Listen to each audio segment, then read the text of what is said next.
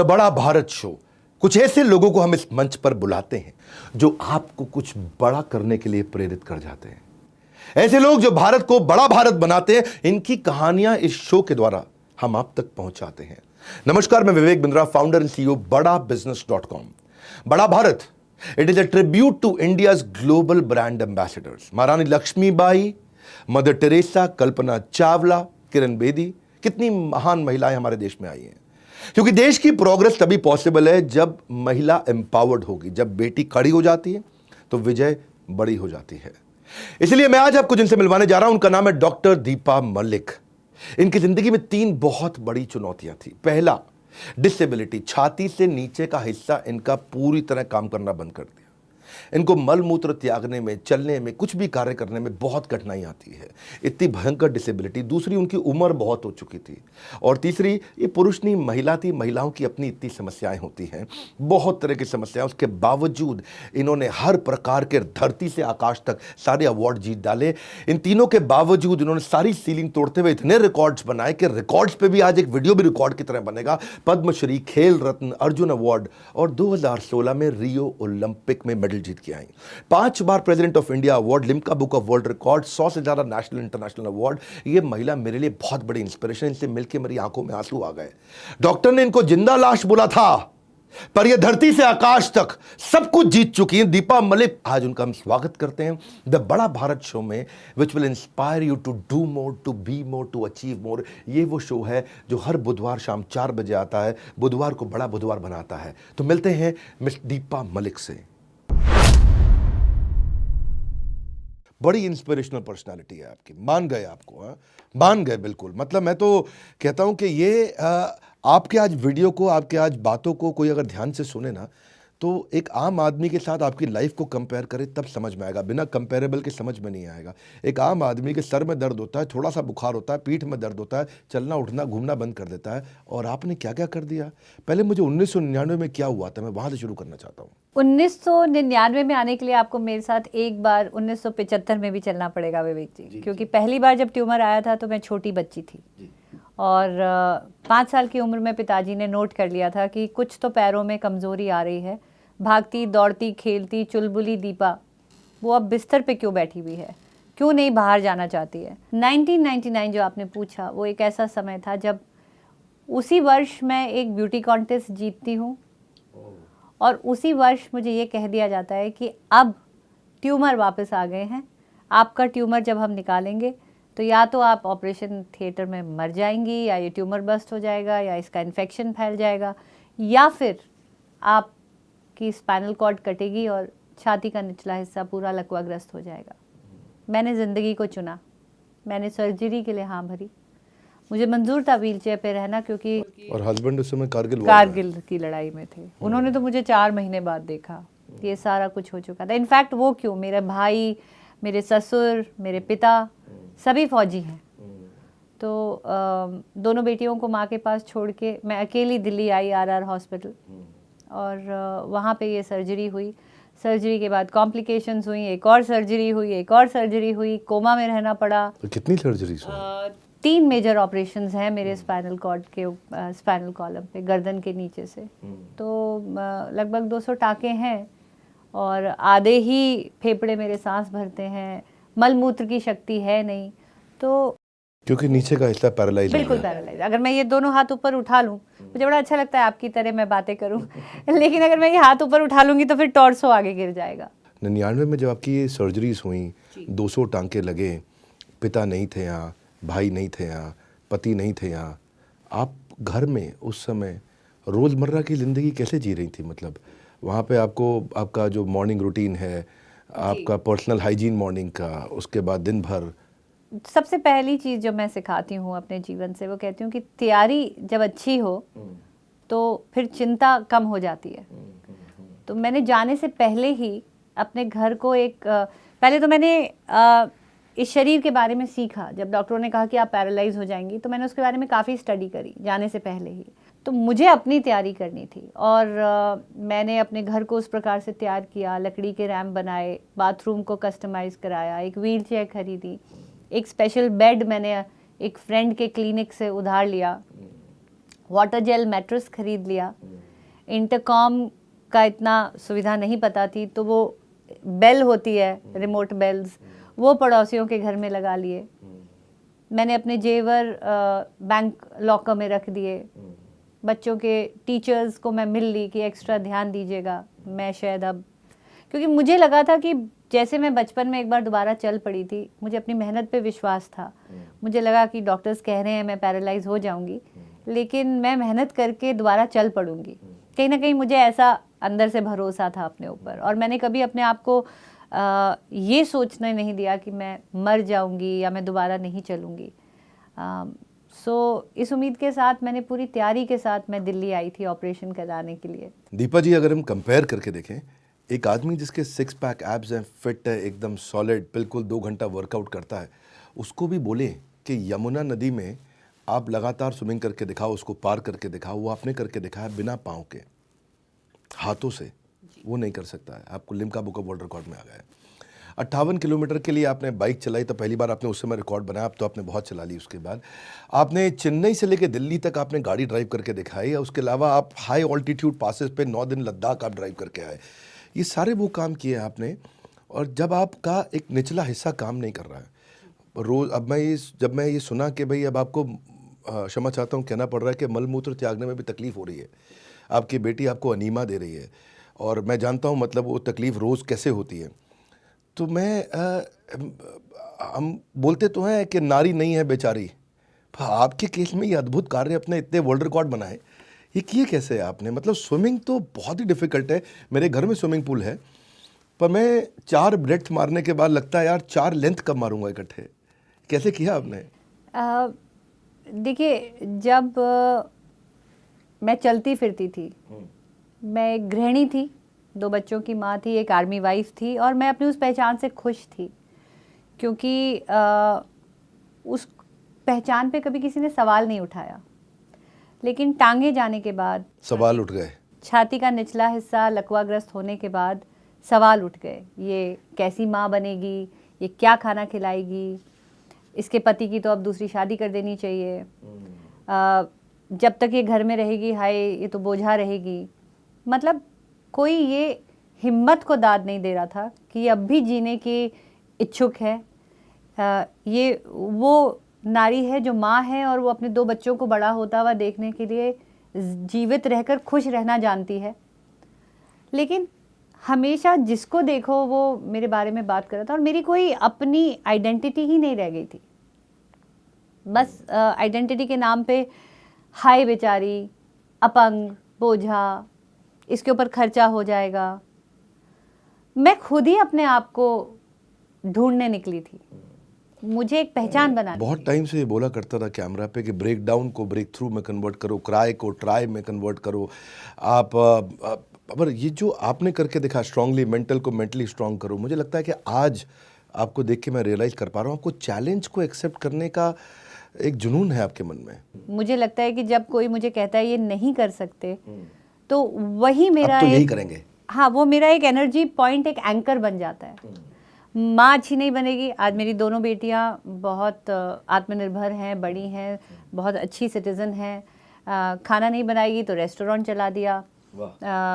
ये कैसे पहियों पे बैठ गई, तो मैंने नए पहिए चुनकर मोटरसाइकिल भी चला ली, उन पे रिकॉर्ड बना लिया, रेट द हिमालय। और इन दिस प्रोसेस ये एक सिर्फ मेरी वैल्यू एडिशन नहीं थी विवेक जी। जो मुझे खुशी है, जिस बात का मुझे गर्व है कि ये सारे वो इनिशिएटिव हैं जिसमें मैंने अपने आप को भी ढूंढा, और मेरे जैसे कई लोगों के लिए भी एक रास्ता ढूंढा। मैं सबको बता देना चाहता हूँ, मैं स्विमर भी हो गई, एडवेंचर स्पोर्ट्स में सॉलिड पार्टिसिपेंट हो गई, जीत के निकली, इंटरनेशनल एथलीट बनी, बाइकर बनी, एंटरप्रेन्योर बनी, मोटिवेशनल स्पीकर बनी।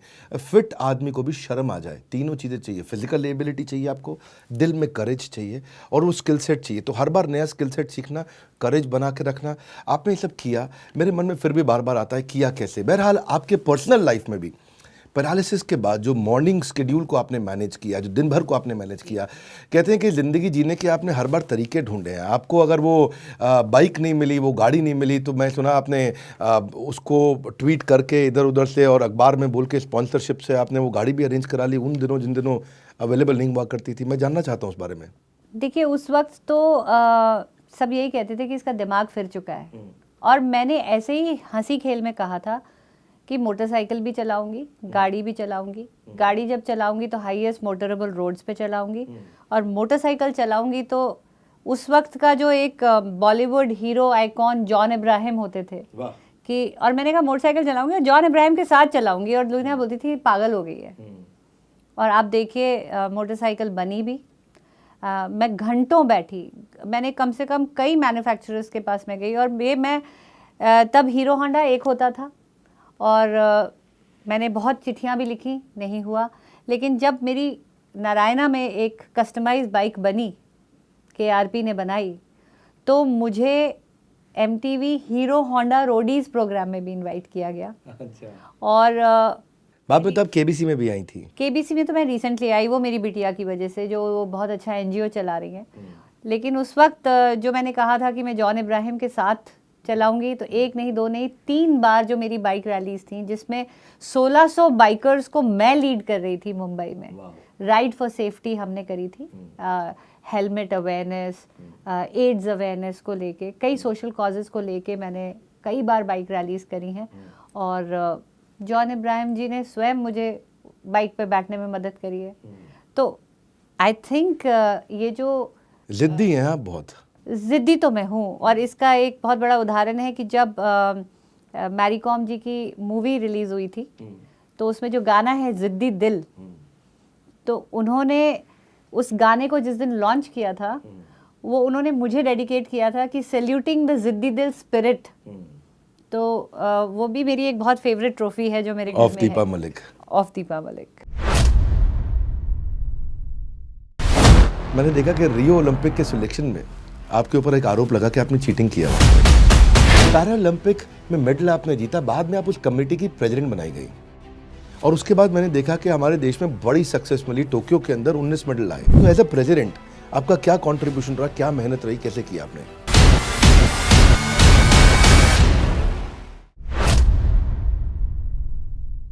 ये जो आपके कंधों की ताकत है, ये जो यमुना रिवर आपने पार करी है, ये जो आपने प्रिपरेशन करी है, ये जो आपने तैयारी करी है, इतनी पावर अपने कंधों में भर ली कि यमुना नदी तैर करके इन्होंने पार कर ली।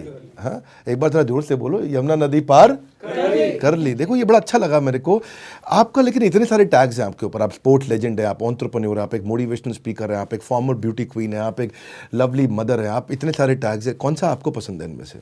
इसमें सबसे ज़्यादा पसंद शायद मुझे वो टैग आता है जब मैं पॉलिसीज़ के लिए आगे बढ़ के लड़ाई लड़ी, और मुझे member of 5 year planning commission बनाया गया, जो बाद में नीति आयोग में तब्दील हुआ।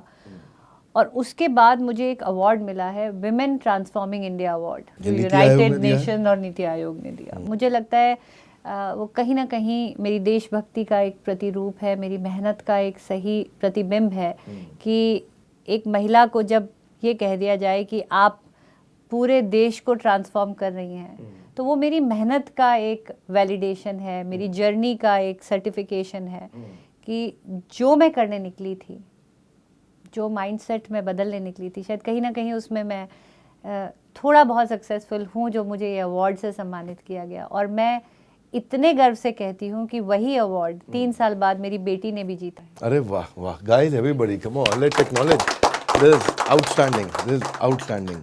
हमारे ना आपकी बेटी को और आपको देख के ना, मैं आज एक अपने टीम मेंबर के बारे में बताना चाहता हूँ आपको जी। सोनाक्षी राणा, ये हमारी टीम में हमारे साथ काम करती हैं। We very proud of her. Sonakshi एक यंग लड़की, उस बेचारी को 6 साल तक वो बेड रिडन थी, और 6 साल बेड रिडन होने, क्यों बेड रिडन थी? क्योंकि उसको उसकी रीढ़ की हड्डी के अंदर एक अजीबोगरीब ट्यूबरक्लोसिस हो गया था 2015 में जी। तो वो चल नहीं सकती थी, और कोविड के दौरान उनके हस्बैंड का बिजनेस भी ख़त्म हो गया कोचिंग का, तो फिजिकल कोचिंग वो किया करते थे। और सोनाक्षी ने हमारे को 2020 में कोविड के बाद ज्वाइन किया। बहुत मोटिवेट हुई, बहुत ज़बरदस्त तरीके से। वो हमारी IBC है, इंडिपेंडेंट बिजनेस कंसल्टेंट है, पर हमारी टीम में ही है वो, फुल टाइम हमारे साथ काम करती हैं। आज उन्होंने 20 लाख रुपए का रेवेन्यू किया, और जो उनके लिए 20 लाख था वो बहुत इंपॉर्टेंट था, वैल्यूबल था। उन्होंने अपने कर्ज़ों को निपटाया, और कहीं ना कहीं मुझे लगता है कि वो आपसे इंस्पायर्ड हैं। लेकिन मुझे लगता है आज पूरे देश को, अगर हम अपने पोस्ट प्रोडक्शन टीम को बोलें कि सोनाक्षी राणा जी का भी फोटोग्राफ दिखाएं यहाँ पे, पर जैसे जैसे आप आगे बढ़ते हैं मैं एक इम्पॉर्टेंट कहानी बताना चाहता हूँ, यहाँ चर्चा करना चाहता हूँ सबसे, कि जब आप जीवन में आगे बढ़ते हैं और आगे बढ़ रहे होते हैं तो आपको पीछे खींचने वाले बहुत लोग तैयार होते हैं। और पीछे जो खींचने वाले हैं उनमें मैंने देखा कि रियो ओलंपिक के सिलेक्शन में आपके ऊपर एक आरोप लगा कि आपने चीटिंग किया वहाँ पे, और वो आरोप बाद में हाई कोर्ट में आपने वो केस लड़ा और आप वो केस जीती भी। लेकिन जब वो आरोप लगा था तो ऐसा बोला गया था कि भाई आप तो पैसे वाली हैं और आपके पास पावर है, आप इंटेलिजेंट हैं, इसीलिए आपका सिलेक्शन हो गया, और किसी और देवी जी ने वो आप पे आरोप लगाया था। अगर मेरी ज़िंदगी में सबसे दुखी पल था तो वो था, क्योंकि जिसकी पूरी बैकग्राउंड आर्मी की है, जो ऑनेस्टी, इंटीग्रिटी, लॉयल्टी की एक सर्विसेज है, और उन्हीं वैल्यूज़ के साथ मैं बड़ी हुई हूँ। तो क्या हुआ था केस में? हुआ ये था कि एक ही स्लॉट आया था महिला खिलाड़ी के लिए, क्योंकि इतने नंबर ऑफ खिलाड़ी खेलते हैं, और इतने नंबर ऑफ खिलाड़ी खेलते हैं तो उसके प्रपोर्शन में एक स्लॉट आता है, एक फार्मूला है 3:1 का। तो बहुत ज़्यादा महिलाएं क्वालिफाई नहीं हो पाती हैं, और अगर क्वालिफाई होती हैं तो उस पर तो एकमात्र सीट आई थी, और हम 2 महिला खिलाड़ी उसकी दावेदार थीं। तो जो मेरी साथी खिलाड़ी थी वो मुझसे छोटी भी थी, लेकिन उसके साथ एक चीज़ और जुड़ी हुई थी। मैं एक जनरल की बहू और कर्नल की वाइफ थी, उनके पापा जूनियर रैंक से रहे थे। तो यहाँ तक भी सवाल हुए कि क्योंकि मैं एक सीनियर ऑफिसर की बहू या बेटी हूँ, इसलिए आपको फेवर तो मेरे को फेवर कर दिया गया। मैं इंग्लिश बोलती हूँ इसलिए फेवर कर दिया गया, या मैं ऑलरेडी एक अर्जुन अवॉर्डी हूँ, तो मैंने अपना प्रेशर डालकर या अपना इन्फ्लुएंस डालकर अपनी जो फाउल थ्रोज थी उसको भी लेजिटिमेट करके, और कहीं ना कहीं क्योंकि हुआ ये था कि 2015 तक मैं जैवलिन खिलाड़ी थी, और 2016 में मेरा इवेंट चेंज हो गया और शॉटपुट ही आया मेरी डिसेबिलिटी कैटेगरी में। मात्र 15 से 11 महीने थे मेरे पास क्वालिफाई होकर ट्रेनिंग लेने के एक नए स्किल सेट के लिए। मैंने पूरी जान लगा दी, पूरी मेहनत कर दी, क्योंकि मुझे ये मेडल चाहिए था। मुझे पैरालंपिक का मेडल जीतना ही था। लंदन पैरालंपिक्स में मैं नहीं जा पाई थी, तो और किसी ने ये भी कह दिया था कि अर्जुन अवार्ड मिल गया है, बड़ी लकी हो, प्रेसिडेंट के साथ फ़ोटो हो गई, अब घर जाओ, रिटायर हो जाना चाहिए, बूढ़ी हो गई हो। तो मैंने ठान लिया था कि मुझे पैरालंपिक का मेडल बनाना है। और जिस दिन हमारा क्लासिफिकेशन के लिए और सिलेक्शन के लिए हमारा जो एक ट्रायल हुआ था फाइनल, उसमें मेरी थ्रो वर्ल्ड नंबर 1 के लेवल पे गिरी थी। तो उन्होंने बोला ये हो ही नहीं सकता, हाउ कैन शी इम्प्रूव। मैं 3.67 से क्वालिफाई करके 11 महीने के अंदर 4.48 पे पहुंची थी। और ये अक्सर मैं एंटरप्रेन्योर्स को भी बोलती हूँ कि with in 1 year I had given 30% of growth. क्या आप कर सकते हैं? मैं 40 वर्ष की आयु में। तो वहां पे उन्होंने बोला कि ये फेंक ही नहीं सकती। नहीं, केवल ये 30% ऑफ ग्रोथ नहीं है। मैं आपको शॉटपुट का जो एक इवेंट है, एक मिनट लूंगा। इसका पीछे जो बिजनेस मैथमेटिक्स है वो थोड़ा अलग है। 30% of growth competing against the world's best. 30% of growth अगर छोटे बेस पे हो तो आसान है। कोई आदमी 10,000 रुपया महीना कमा रहा हो, 13,000 रुपया महीना कमा ले, आसान है। लेकिन कोई आदमी ऑलरेडी वर्ल्ड के नंबर 1, 2, 3 से कम्पीट कर रहा हो और फिर 30% ग्रोथ, तो ये ग्रोथ बहुत बड़ी है। सॉरी, मैं आपको बीच में टोका। नहीं बिल्कुल। और वो जो थ्रो था, उन्होंने बोला ये फेंक ही नहीं सकती। इट इज़ ह्यूमनली इम्पॉसिबल कि आप 11 महीने में एक नया स्किल सेट सीखते हो और अपना गोला लगभग 1 मीटर बढ़ा लेते हो। तो मुझे उस पर चैलेंज किया गया था। और फिर बिल्कुल 12 जो अगस्त थी, उस दिन वो लास्ट वर्किंग डे था जिस पे वो मेरी एंट्री जानी थी। 11 अगस्त की शाम 6 बजे वर्डिक्ट आया, और इस तरह से मेरा सिलेक्शन हुआ। तो लोग अक्सर पूछते हैं कि दीपा जी, जब आपने मेडल जीता तो आपको कैसा लगा? मेरे लिए वो मेडल जीतना अब मेडल ना रहकर मेरी ईमानदारी का एक सबूत था कि आप मेरिट पे गई हैं। 4.48 पे मेरे को हाई कोर्ट ले जाया गया था विवेक जी। 4.61 पे मैंने मेडल जीता है। वहाँ जाके भी मैंने मेडल बढ़ाया है। और जो दाद देती हूँ मेरे सपोर्टिंग, मेरी टीम को, मेरे बच्चों को, मेरी मेंटल ट्रेनर को, जिन्होंने मुझे उस पॉजिटिव स्टेट ऑफ माइंड में वो फायर जला के रखी कि मैंने हिम्मत नहीं हारी। क्योंकि वहाँ आप टूट भी सकते थे और बन भी सकते थे, लेकिन वही habit to make the negativity और anchor and convert it into positivity, वो 4.48, 4.61 बना और अपने आप लोगों के मुंह बंद हुए। दीपा जी, आप तो हमारे देश में आर्मी के जनरल की बहू थी, आपका महाराष्ट्र के अंदर एक बड़ा फार्म हाउस और बड़ा मकान और सब कुछ, बहुत मैंशन वहाँ एक तरह से, और यहाँ पे आप दिल्ली में एक गांव में, शाहपुर जाट की गली में, साउथ एक्स के पास एक गांव है, लाल डोरा की ज़मीन, वहाँ तंग गलियाँ, छोटा मकान, तो यहाँ क्यों रही आप इतने साल? एक्चुअली मुझे बड़ा अच्छा लगा आपने पूछा, क्योंकि वो एक फेज़ था विवेक जी, जब लोग ये सोचते थे शायद मुझे घर से निकाल दिया गया है, इतने बड़े घर की बहू होकर ये ऐसे एक 8,000 के किराए के कमरे में क्यों रहती है। लेकिन एक ज़िद थी, क्योंकि मैं 2010 में जब राष्ट्रमंडल खेलों के लिए यहाँ आई और मैंने यहाँ खेला, तो मैंने इन खेलों के बारे में और डेप्थ में जाना। मेरी बिटिया मेरी अटेंडेंट थी, मेरे साथ आई थी और वो फाइनल ईयर में थी, तो वो पोस्ट ग्रेजुएशन के लिए बोली मम्मी मैं दिल्ली शिफ्ट हो जाऊंगी, और वहाँ हम दोनों को ही एक मकसद मिला कि यहाँ रह के हमें एट पार की लड़ाई लड़नी है कि ओलंपिक के साथ पैरालंपिक खेलों को भी पहचाना जाए, क्योंकि अंतर्राष्ट्रीय स्तर पे बराबर की पहचान है, तो भारत में क्यों नहीं। खेलों के साथ साथ एक वो मिशन भी मिला और मुझे आगे खेलने में भी मुझे लगा कि वर्ल्ड रैंकिंग मेरी अच्छी है, मुझे खेलना चाहिए। लेकिन तब ऐसी कोई स्कीम नहीं होती थी कि हमें कैंपों में रखा जाए या हमको कोई फंडिंग मिले। 2010, 11, 12 की बात है। तो जिद पकड़ी खेलने की और हस्बैंड ने कहा, क्योंकि इन खेलों के बारे में कोई जानता ही नहीं था कि 40 साल की उम्र में क्या खेलने जा रही है, तो थोड़ा सा उन्होंने इनडायरेक्टली ये कह दिया कि अहमदनगर में आप जो करना चाहते हो मैं हूँ, दिल्ली में मेरी कोई पकड़ नहीं है, मैं दिल्ली में नहीं हूँ। मैं कहा रहना तो मुझे दिल्ली में ही पड़ेगा, क्योंकि यहीं से मुझे वो लड़ाई लड़नी है, पॉलिसी की लड़ाई लड़नी है, मुझे खेलना है। तो फिर मैं अपने बूते पे आई और मैंने कहा आज के बाद मैं 1 रुपया घर से नहीं लूँगी।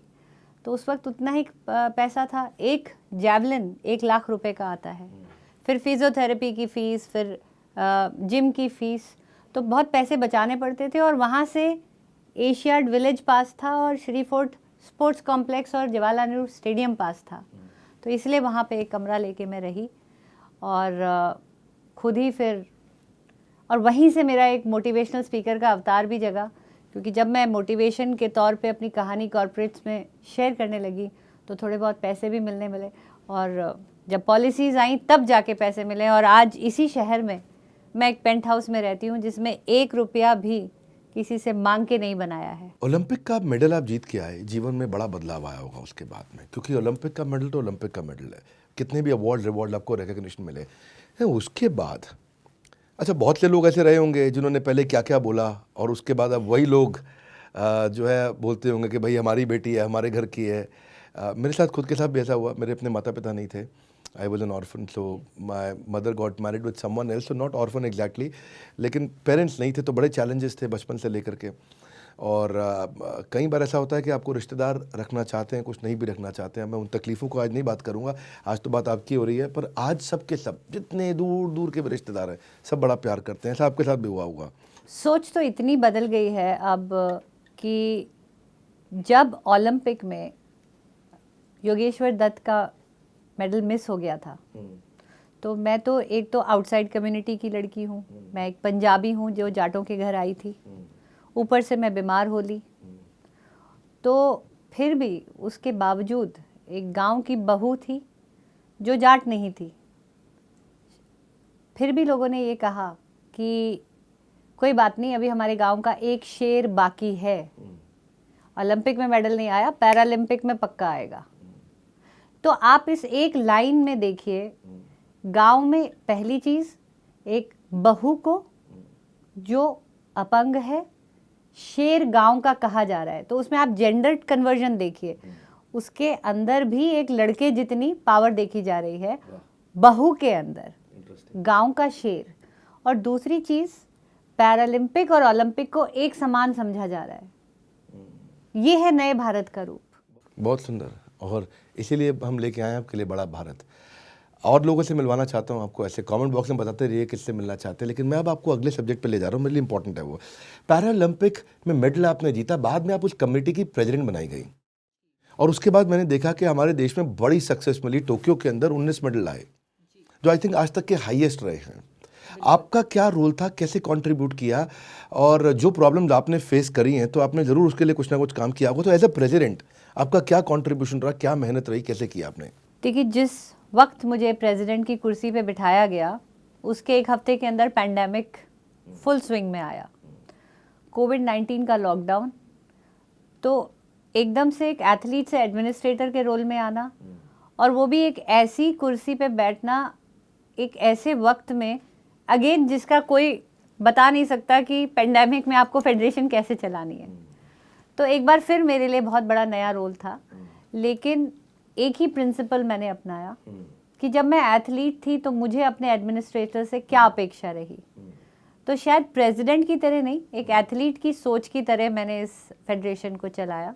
And I was very fortunate, team भी बहुत बेहतरीन थी हमारी, सबने जुड़ के काम किया। मैं बिल्कुल अकेले इसका क्रेडिट नहीं ले सकती, लेकिन एथलीट की क्या ज़रूरत होती है, क्या टाइम बाउंड ज़रूरत होती है, अगर उसको अपनी फंडिंग चाहिए, अगर उसको अपनी प्रोस्थेटिक लेग चाहिए, अगर उसको प्रैक्टिस के लिए एम्यूनेशन चाहिए, अगर उसको अपना न्यूट्रिशन चाहिए, तो एक एथलीट की ट्रेनिंग में सब कुछ टाइम बाउंड होता है। तो बहुत प्रोएक्टिव रह के उस चीज़ को समय समय पर उस तक पहुंचाया।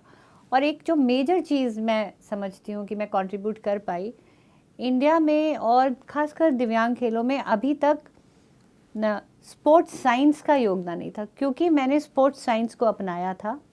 टारगेट ओलंपिक पोडियम स्कीम के तहत हमको कस्टमाइज़ करने की जो सुविधा मिली, उसका एक एक्सपीरियंस मेरे पास था। वो सारे एथलीट्स के ऊपर उसको इम्प्लीमेंट किया गया, और जो भी उनकी ज़रूरतें थी वक्त से और ईमानदारी से उन तक पहुंचाई गई। और तो आई थिंक ये मिलकर एक बहुत बड़ी। ओलंपिक का नाम 2020 था, लेकिन इवेंट तो 2021 में हुए थे, और बहुत अच्छा लगा मुझे। और ये डिसीजन भी हमारे को बहुत अच्छा लगा कि आपके जैसे लोग जब आप आगे आते हैं। पर कुछ आपने लक्ष्मी की बात, धन की, पैसों की, उसके अभाव की कुछ बात करी, तो आपने कई मेडल जीते, कई अवार्ड जीते, काफ़ी कुछ अचीव किया, पर आज भी आपको भी थोड़ा हो सकता है कि धन का, लक्ष्मी का समस्या आती होगी। आती थी, क्योंकि आप अपना एक एनजीओ भी चला रहे हैं जहां आप कुछ कंट्रीब्यूट करना चाहते हैं। जी बिल्कुल। अगर मैं खिलाड़ी के लिए बात करूं तो एक्सेलेंस लेवल पे तो अब आपको जानकर खुशी होगी कि भारत की जो कैश रिवॉर्ड पॉलिसी है वो पूरी दुनिया में सबसे ज़्यादा है। जब अमेरिका, चीन और जापान जैसे देश भी ये सुनते हैं कि हमें मेडल जीतने के बाद कितनी धनराशि मिलती है, तो वो भी सकते में आ जाते हैं। लेकिन जीतने के बाद जो जर्नी है, अभी जैसे धीरे धीरे नई फंडिंग स्कीम आ रही है, जर्नी में जैसे इंफ्रास्ट्रक्चरल चैलेंजेस आते हैं, अभी सुविधाएं कम हैं। गांव का अगर बच्चा खेलना चाहता है तो कितनी दूर में उसको एक स्टेडियम मिलेगा, या अगर वो घर पे अपनी सुविधा क्रिएट करना चाहता है तो उसको एक फिजियोथेरेपिस्ट चाहिए, एक नर्स चाहिए। जैसे अगर मेरी जैसी सिचुएशन है, अनीमा लेना है, कैथेटराइजेशन करना है, डायपर्स का खर्चा अलग है, आपको फिर इंजरी मैनेजमेंट भी करना पड़ता है, सही न्यूट्रिशन डाइट भी चाहिए, और transportation end to end accessibility के साथ चाहिए। आप घर से निकलकर स्टेडियम तक पहुंच रहे हैं, स्टेडियम से वापस घर आ रहे हैं, तो क्या कोई ऐसी गाड़ी है जिसमें आप अपना पूरा तामझाम लेके, एक थ्रो चेयर होती है इतनी बड़ी, फिर जैवलिन होते हैं 2.5 मीटर के, क्या आप एक दिव्यांग व्यक्ति अकेला ये सब लेकर पहुंच सकता है स्टेडियम, या उसको सपोर्ट करने वाले भी लोग कम होते हैं। तो एनजीओ हमने स्टार्ट किया है। ऑफ कोर्स अब मुझे बड़े स्तर पे काम करने का मौका मिल रहा है एज अ प्रेसिडेंट। मेरी क्या नाम है आपकी एनजीओ का? मेरी बिटिया ने स्टार्ट करी है व्हीलिंग हैप्पीनेस। व्हीलिंग हैप्पीनेस जी। उसके अंदर हम व्हीलिंग हैप्पीनेस नाम इसलिए रखा है कि you can identify your sources of happiness.